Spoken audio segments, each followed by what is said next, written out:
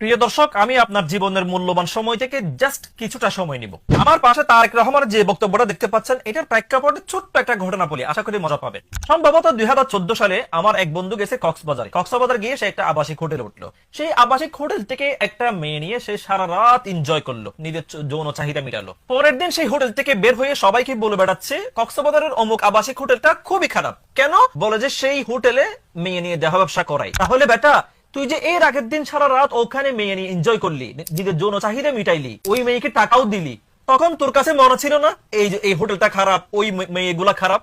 তো ঠিক তদরূপ বিএনপির অবস্থা হচ্ছে ওই রকম, যে 2001 সাল থেকে 2006 সাল পর্যন্ত জামাতের সাথে এক কম্বলের নিচে ঘুমাইলো, এক প্লেটে খাইলো, একসাথে সরকার গঠন করলো, জোট করলো, একসাথে আন্দোলন করলো। তখন তোমার কাছে মনে ছিল না জামাত স্বাধীনতা বিরোধী, জামাত ইসলামিক দল না, জামাত মৌলবাদী, এই কথাগুলো মনে ছিল না? অতএব 1971 সালে জামায়াত যদি স্বাধীনতা বিরোধিতার কারণে যদি অপরাধী হয়, তাহলে সেই অপরাধীর সাথে জোটবদ্ধ করার কারণে, ওদের সাথে সরকার গঠন করার কারণে, ওদেরকে স্বাধীনতা বিরোধিতা না বলে স্বীকৃতি দেওয়ার কারণে বিএনপিও সেম অপরাধী হিসাবে গণ্য হবে। আমি স্বাধীন বাংলাদেশের একজন নাগরিক হিসাবে আইনের প্রতি সম্মান রেখে বললাম, 2001 সাল থেকে 2006 সাল পর্যন্ত বেগম খালেদা জিয়া সহ যতগুলো সংসদ সদস্য ছিল প্রত্যেককে আইনের আওতায় আনা হোক, পাশাপাশি তারেক রহমানকেও গ্রেফতার করা হোক। কারণ তারেক রহমান একটা বক্তব্য বলেছিল যে 2001 সাল থেকে 2006 সাল পর্যন্ত যতগুলা জামাতের নেতা সংসদ সদস্য ছিল কেউ নাকি অপরাধী ছিল না, যুদ্ধ অপরাধী ছিল না। এটা তারেক রহমানের বক্তব্য।